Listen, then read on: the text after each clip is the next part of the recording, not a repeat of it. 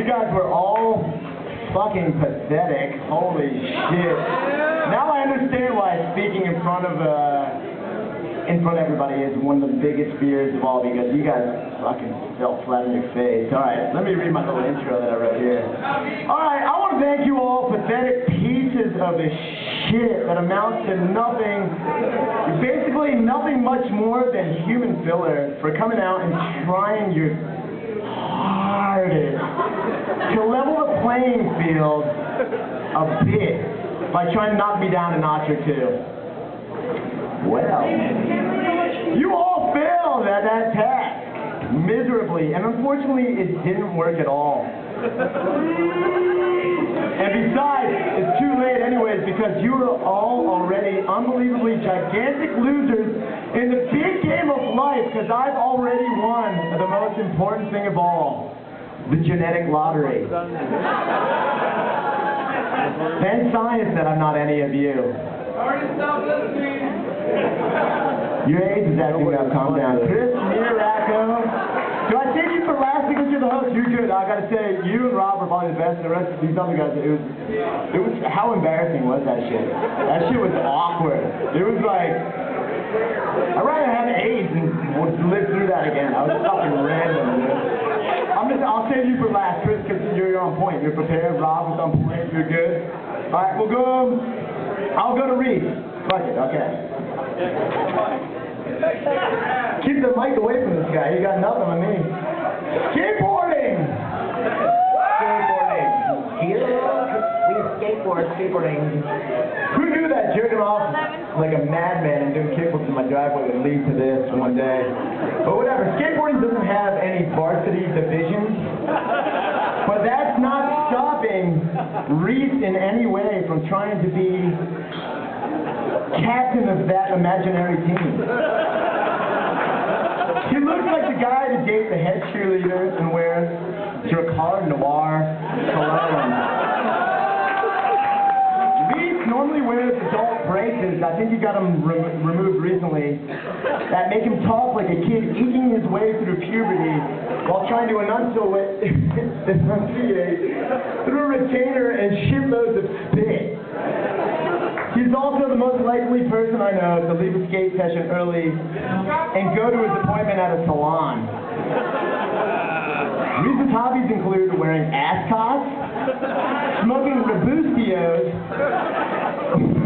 while reading Cigar Aficionado and taking upper shelf steroids. How'd that get that shit?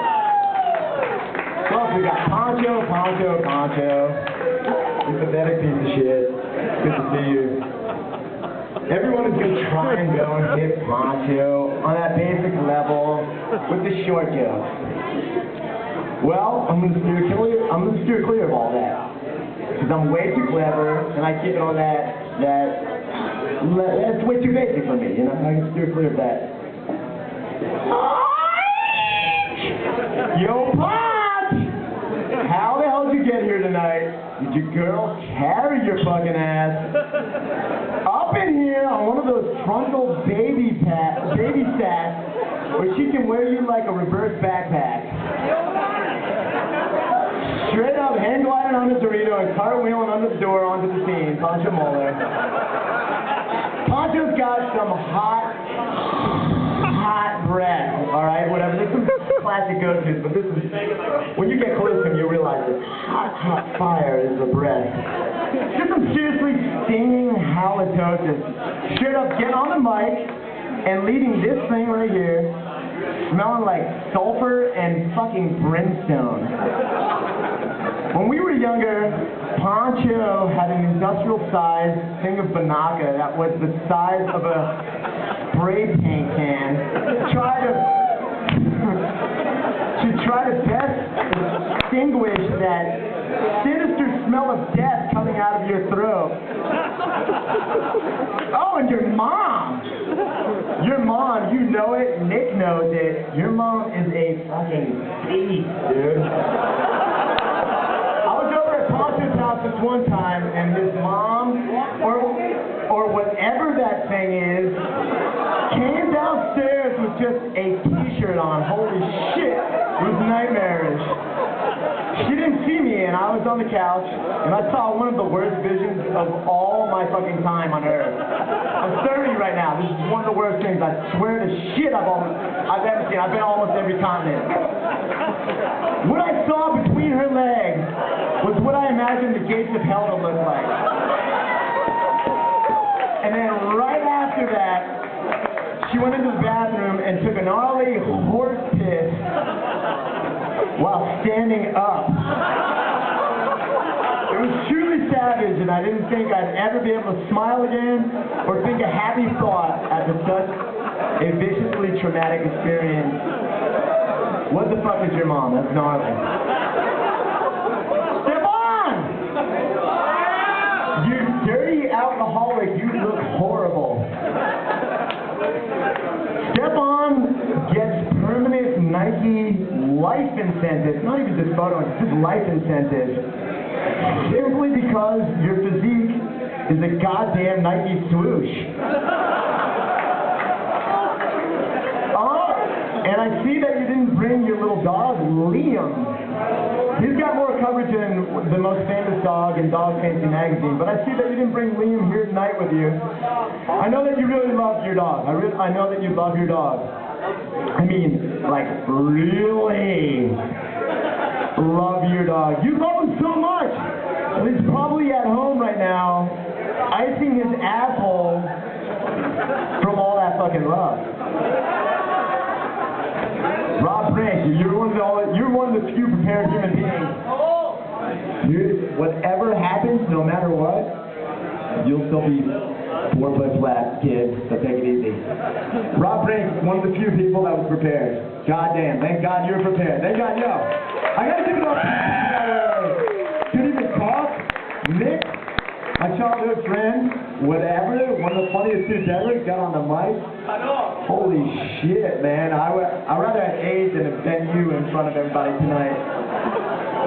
But Rob Brink, truly the word, wimp, was made up for a man like this. You know, hey, why don't you shut up? If you have something awesome to say, then talk, but you pretty much failed when it was your time to shine, so. You know those wacky windman thingies in parking lots of car dealerships? Well, they were designed after some guy saw Rob just hanging out in the parking lot by himself one day, just undulating in a stiff breeze. It's a true fact. That's this guy right here. He was the whole reason that thing exists. Dan Wolf, holy shit, you need to come up here, Dan. Dan is like the guy that puts a lot of that old footage of me together and everything, like, before I was like a virgin still, like those were the days, before I knew stuff. Well, Dan, when you're at home all alone, I wish you were up here first so everybody could have got a good look at your whole deal and kind of, who gives a shit? You don't have to be up here. We all know up here who Dan is, okay? You know, I wish you could have been up here. But when you're at home all alone, this is kind of what I picture you doing. I picture you peeing while sitting down and then immediately doing housework, butt-ass naked, while wearing black rubber gloves and a butt plug of your cornhole that has a ponytail attached to it. Dan, you're the type of guy that jerks off violently to a point where you eventually just nut flat out blood. Oh, and I know that your ass owns the whole transaction. Of course you do. Nick Brupass, holy shit, man, I love you. You're one of the funniest dudes ever. But not writing anything before you came up here was one of the worst decisions you ever made in your life. I'm not famous, though. Just really, I love you. Stop talking, and it will save more face. I know by that, whatever. Aren't you the guy that I said that has AIDS or whatever? Like, you've lost in life. Anyway, Nick. Have you ever gone into one of those Middle Eastern, like, food joints, like, the place where you have, like, those big tubes of meat and they slice the meat off of them and stuff. It's spinning on that little thingy, and they slice the meat off of it so they can get the meat for the shawarma and the gyros and all that stuff. Well, Nick looks like one of those on a weight gainer, peppered all over with some really harsh tattoos. Whenever I see Nick, I think, damn. No, not even what happened. I think, damn. You got the kind of face that looks like you just ate a piece of shit with lemon rinds all up in that motherfucker. It's a face that is only a harsh, that only your harsh mother could love. I'm not even sure that she loves it. Yeah, I spared you. I didn't know you were going to fail in front of everybody, man. I didn't know the whole deal. Did I hit everybody that went up and talked? I got Chris. Unfortunately, I have to hit Chris. I love Chris. Dirty Chick. Yo, how good is it at doing some dirty chairs? You two is pathetic. Toxic ways. Why would you clap for that? It's all circumstances of birth. People had sex and we popped out there. Big wow. Who gives a shit? The place sucks, we all live there, and because it's so you saw how much I just spit right now, I just recorded that. It was like a half gallon of spit. Okay, I have to say, Chris and Uraka, thank God he was prepared, otherwise, hey, shut up over there! Poncho, lift your face, man. Don't look at me all serious, just shut up, I'm talking. Okay, alright, Chris and Uraka. Hey, what can I say about Chris? He's basically the leftover fecal matter out of Steve O's asshole that nobody from Jackass wanted to bring along for any of the movies. Yeah, it hurts. It hurts. Reality hurts. The truth hurts, right? Whatever. Screw you all. I'll see you all in purgatory, you faggots. Really, I'm so thankful that I'm not him. He looks like he got served a botched batch of DNA that God spit a goober into. He's that guy that I saw at my high school reunion a little while ago that I'm so psyched not to look like. I don't believe in God at all. That fucker's just an imaginary friend for adults. But looking at his face makes me feel like I should pray and be thankful for my blessings. He looks like the type of guy where life just did a flat-out fucking number on him and wore his ass down to the bone marrow. Chris, you're like a busboy. John Reed is for you. Chris, you're like a busboy. Everybody else brings something to the table, and you just take away, my friend. You just take away. Thank you, John Reed, for that one. Yeah. My sister-in-law gave me that one. But anyway, if I were you, I would wish I was me. Shit, who doesn't in the crowd? Turn that shit up, midget. Turn that shit up. Clap for me. You better clap your motherfucking hands because I will shit in my ball and throw it at 80 miles per hour. That was my little league fastball pitch, 80 miles per hour. Throw it in your face. Devon, shut up. I'll get to Omar went outside and was. We don't even need to diss Omar. Did you see Omar get up here and it was just weird?